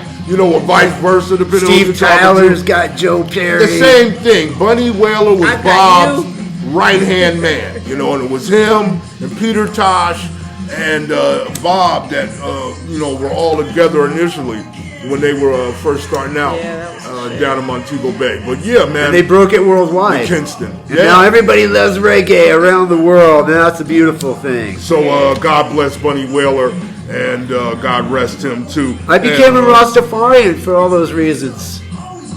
Yeah? Yeah, man. You're not a bumper clot, man, no? You know blood clot? Yeah, still not the blood clot. I talk to Jah every day, Real original presidential man here, dog. Scatter that. From Kingston. Jamaica. Also, we have to say farewell to a great actor who was of international descent, Cameronian, and I'm sure he listened to a what? Rhodian? Cameronian. Yes, Cameronian. From Cameroon, his family had immigrated to the United States back in the 40s, and he himself, I'm sure, listened to a lot of reggae. At least he did when he filmed one of the most popular Bond movies ever, Live and Let Die, and parts of it filmed down in Jamaica back in the 70s. But the great character actor Yaphet Kotto, we lost him. Killing me. Yes, Yaphet Kotto has passed away. Many know him, of course. He was 81. I understand from the modern generation, the show Homicide TV show. That's what you made. I think of the original Alien 1979, the first movie. Well, I go back to Brubaker with Robert Redford. Car Wash. The prison movie, Car Wash, of course. Idi Amin. Oh yeah, he was in Car Wash. He played Idi Amin, the last days of Entebbe. And then I love him in one of my favorite comedies, Midnight Run, where he plays Is that with Robert De Niro? Agent Mosley. Yeah, Robert De Niro, Charles Gordon. Yeah. Dennis Farina. I got 2 words for you. Shut the fuck up. Why don't you go drink some milk, Sydney, or do something? Yeah, talk clearly in the microphones on action, so yeah, Yaphet Kotto, yes, he was an alien, hurts. But he was also both the best known as playing 2 roles in the great James Bond classic, Live and Let Die, where he played the villain, Kananga, and then he also played his alter ego, Kananga the character, in the James Bond movie. That's gnarly. Alter ego, in a James Bond movie. Mr. Big. So for all you real true action movie lovers and that's going retro with us in the Gen X vibe, make sure you check out Live and Let Die. One of the great roles in there by the great actor Yaphet Kotto. Man, go back and search him because he was just such a prolific actor throughout time. I mean, like decades. He's got 5 decades that he's been active, and just wow. Peace to you, and 81 years old. Yeah. Did we have one more on that list? Yeah, we got one more in a special dedication, pre-dedication. But Lou Ottens. Lou Ottens is 94 years old. Hold on, I gotta go do this. No. 94 years old. Hold on. Big Lou Ottens setup. This dude is leaving the set. He keeps. He's leaving his post. He's leaving his post, and I don't know. That's okay, but so far, what's he gonna come back as now? I know, right? I'm gonna come back as a man who holds Lou Ottens' creation, and I love Lou Ottens. Did you have to go back in time and I to go look for it? appreciate him forever, but the man who created the cassette audio cassette tape has passed away. Whoa, look at that. Wow, that's This kid is how we used to listen got the little thing that spins to around. music. Yep. This is how we used to listen to music. This is what most of Generation X grew up on. We grew up on tape cassettes. Where do you plug it? This was a DVD of the day. And you put this in your boom box or in your stereo system. You know what I'm saying? And you hit the play button. Great music. We taped music off the radio with these things. Well, I have got boxes and boxes and boxes of tapes. One of my first things I got for Christmas that I loved so much as a little kid. My dad got me a little Radio Shack tape players. That was before any kind of real, stereo system. It was just a little handheld tape player. One tape goes in, you press play and record, and you can hear your voice back. Yeah. That was a pretty big deal. Listen to my Kiss tapes. Yeah. But yeah, obviously tapes now are obsolete. They deteriorate. But that guy changed the world. And he certainly made our worlds a lot cooler back in the 70s. That's a great way to put it. He made it a lot cooler. That helped me to get even further into radio. Because, you're listening. Tapes rolling. Tapes rolling. I would listen to classic radio from the 40s and 50s and, On tape? On tape.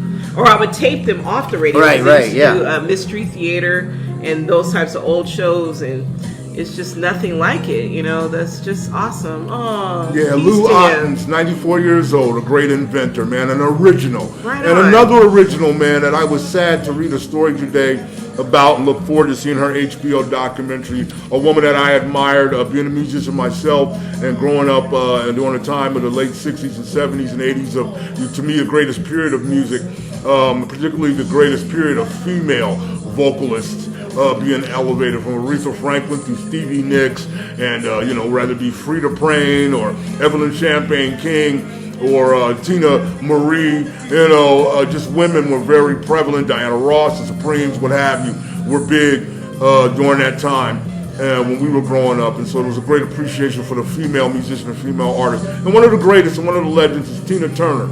And I was sad to read an article that I read earlier today that she is saying goodbye in a new documentary that's going to be premiering on HBO to her fans, and basically she calls it her death,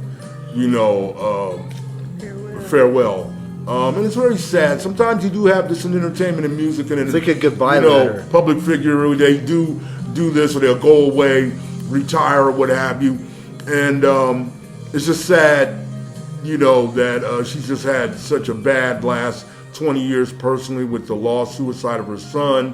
Yeah. And she had a stroke. That will kill you. And she is just one of the greatest energetic live performers ever. Though many of you may or may not know her story, I'm not going to go into it now, but please Wikipedia Tina Turner or see the movie What's Love Got to Do with It.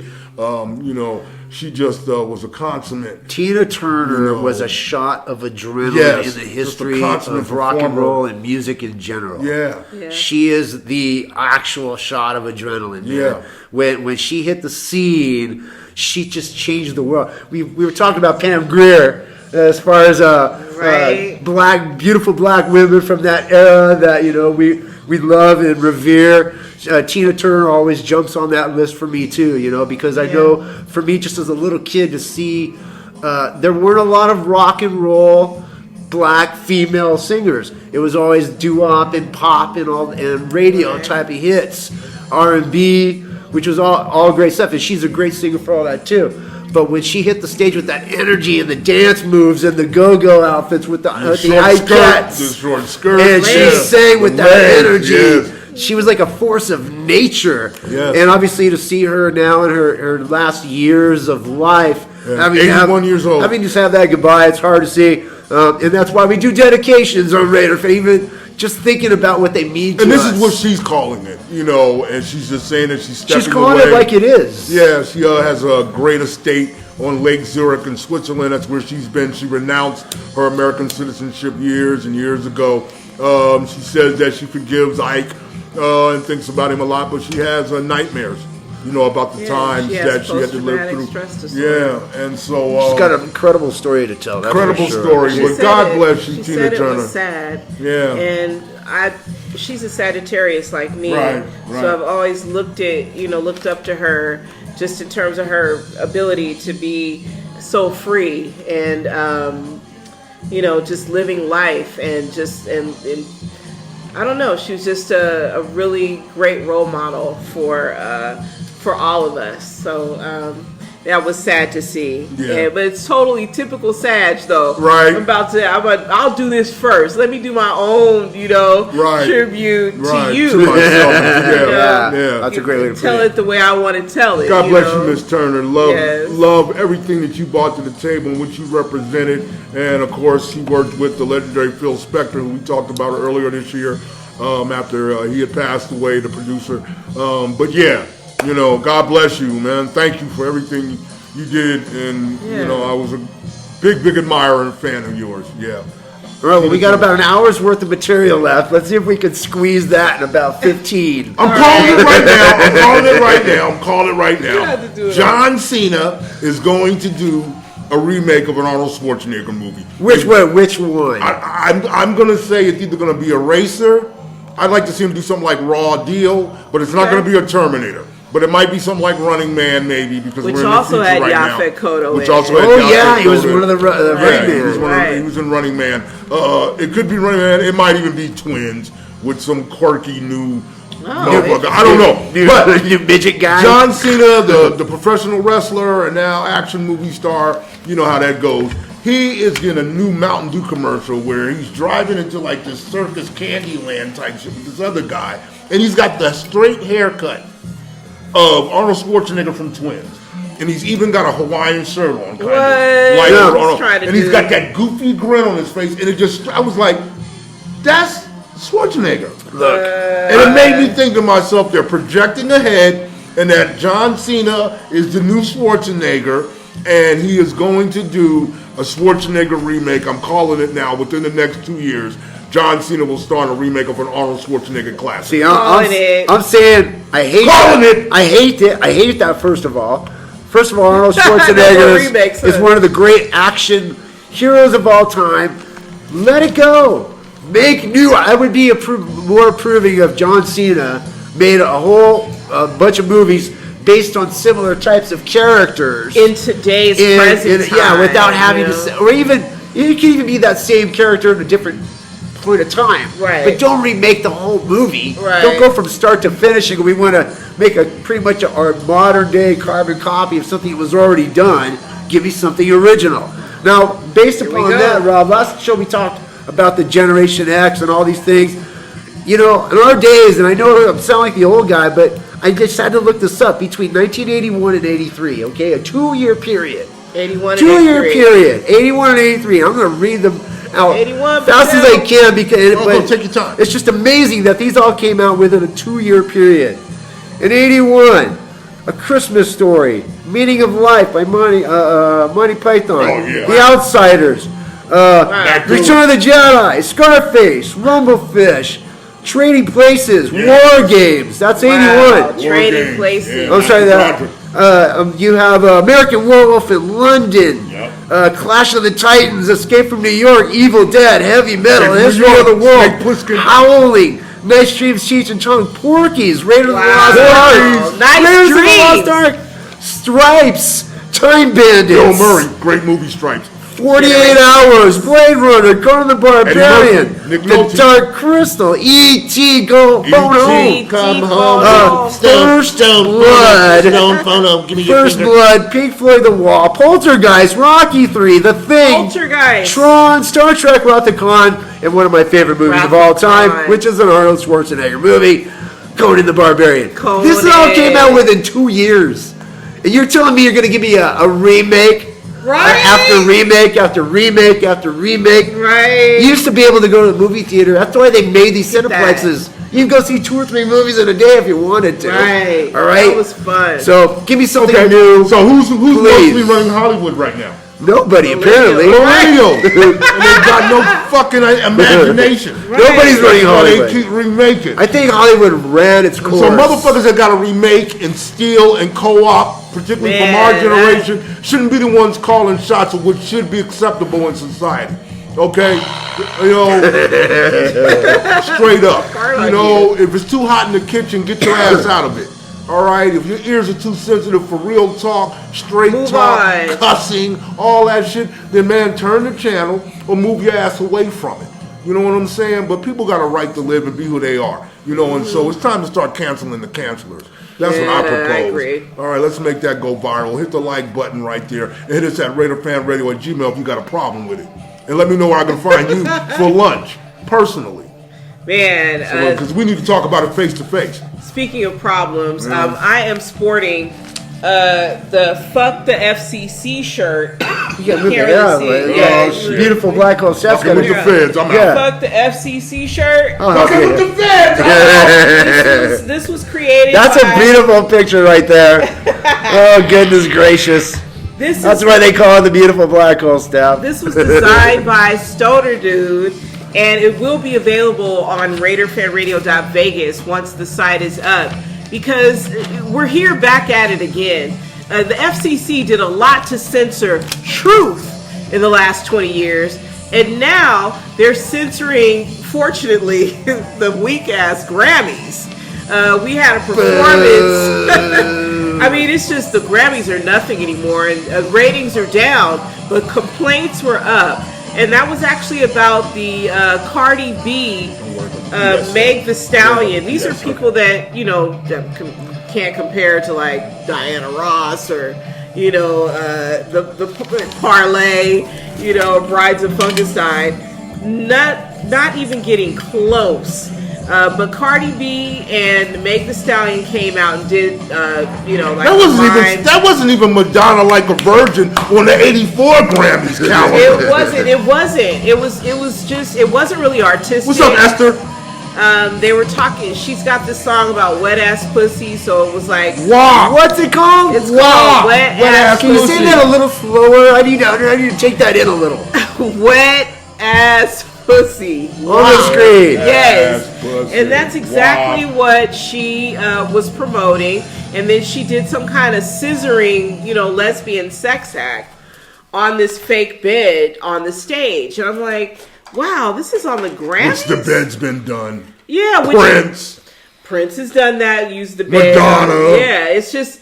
I find the Grammys. So what did we learn tonight? We learned that the Hollywood and the movie industry and the music industry has got nothing to offer. No, they've got nothing to offer you, and the Grammys definitely don't. That's what I'm saying. Music. So are they going to try to cancel them? Because that's the new big thing. What kind of imagery is for that? They got for the young money. Girls. Right, for young girls. You're so worried about young girls. Mommy? You're so worried about censoring and canceling bad behavior. Worried about a cartoon cat getting raped by a skunk. Here go these two rap chicks get up here on national TV and mimic scissors. They scissor mimicking each other. You know, lesbian acts.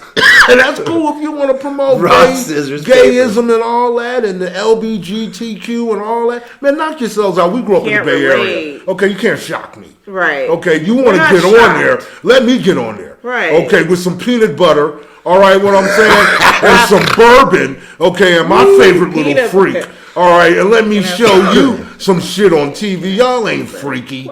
Okay, but when it comes to the social engineering, be doing some videos, when it comes to the manipulation and the double standard and the bullshit hypocrisy continuing to permeate and bring down this culture in America, this is another example of it. Okay, where are you cancelers now? That's cool for your little girl. What are you going to do this weekend if your little daughter's 7, 8, 9, 10, okay? Are out there wanting to play in the backyard with their friend. So I'm like, come on, Lisa, let's do like Meg the Stallion and Cardi B. Right, and scissor. Yeah, this is what's up. The same way we wanted to moonwalk. Right. Or go out and do Julius Erving's flip. When he did that great flip against the Lakers. Or Stone wanted to drum like Moby Dick and copy John Bonham live from Network. Okay? You know, those examples. Right. You know, those examples. Okay? But y'all cool with that? Y'all cool with that? Y'all cool with that happening? Your little daughter and her little play friend this weekend? They're not cool. Want to imitate Cardi B and Megan? They might be cool. Y'all cool with that? What you gonna do? Give them a smoothie? And tell them, oh, that's nice, girls. Good job. I don't know. I felt like it had to be discussed. And it's been discussed already. It's discussed. I mean, disgusting. really, I'm asking you as a disgusted. woman, okay, and as someone that has little nieces and, you know, understands what it's like. You've been a mother to my children. You know what it's like to be a mother. It's like you don't. What is that? In this time of fall cancel culture, we're all sensitive about a bunch of shit. Raider Rob is clearly mortified. I think it's just pretty much population control. Well, it's also too the thing with putting black women out there like that in that same vibe. And promoting them in that way. You know, I'm not trying to go racial with it because they did the same thing with Britney Spears and Madonna. Like, you know, 15 years ago when they were exploiting Britney Spears' ass. It's like what they will promote or put out there. Yeah. Madonna was 40 years ago. But these images. You know, no, but the one with her and Britney, when they kissed each other, when they were dating Britney, the new thing. You know what I'm saying? The kiss, exactly. I liked it. So it's the images both ways around. Rather you're promoting again still this lascivious, freaky, animalistic sexuality of a black woman that's been making money for hundreds of years for you, okay? Or you're showing the exploitation of Britney Spears being tongue kissed by a woman old enough to be her mother. And that gets her on the mantle. You know what I'm saying? We see what the fuck happened to Britney Spears. Right. You know what I'm saying? So, you know, I'm not with the Illuminati and Satan and devil shit and all that bullshit. Okay, but on some real shit, what does this represent?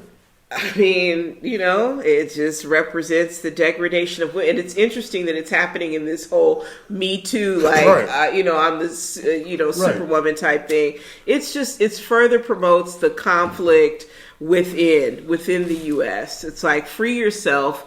You know, we are sexual beings. You don't have to do Naked and Afraid with pixelations. You know, but they can't take it unless it's perverted. You know, it's like there's one thing. You make it sexual, as Michael Jackson said. Sex is one thing, but the perversion of it, you know, the pedophilia, the promotion of that, and not in context. But you wouldn't let me do a rap song in the 80s about anything. You know, I can't say anything about the cops, or I can't say anything, you know, about one of these politicians. You can't even say anything about the virus or the masks or the this or the that. But I could get on TV with another sister and scissor. Or hydrochloroquine. You'll take that. You get on there and scissor. You know, you'll take that. Right, you know? Drugs. So, I don't know. That's just... right.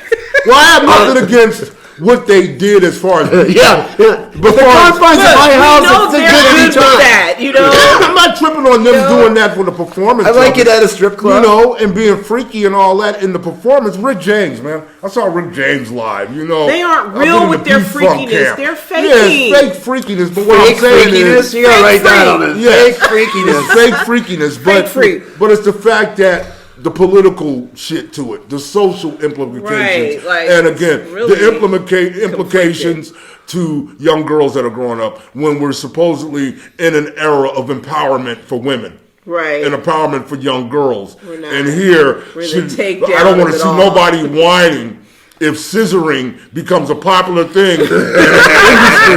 Right here on the strip, you have Cirque du Scissor and all that type of shit going on. Hanging from ropes, and it just becomes a thing. And women grow up and want to be scissor kings. Scissor queens. Don't blame. Don't get mad at Meg Thee Stallion and Cardi B. Right. Exactly. That's what's up. And that is what's up tonight at Raider Fan Radio. Thanks for hanging out with us for show number 18. Sorry if we kept you too long. We're legal. Sorry if we kept you too long. We just have been gone for a minute. Wanted to come back and chill with y'all. Thank you so much, though, for being with us. We appreciate it so much. Thank you for subscribing, liking, and commenting. And share. Love your comments. Make that go viral, man. We'll be sharing another old show here very soon, and of course be back again for the draft, of course. Speak your mind. But in the meantime, like, subscribe, share here at Raider Fan Radio on YouTube. If you want to contact us, if you want to advertise or promote, or just have any comments you want to share with us on the down low, on the internet, our email, RaiderFanRadio@gmail.com. You want to cancel something, cancel your subscription to hypocrisy, fear, and sensitivity. Yeah. Cancel that shit. Cancel it. And subscribe at RaiderFanRadio.Vegas and also Raider Fan Radio at YouTube. Later, Raider.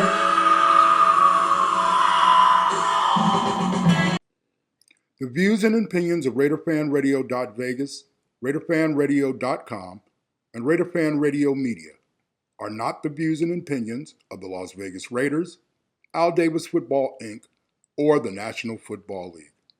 RaiderFanRadio.Vegas is an independent media source.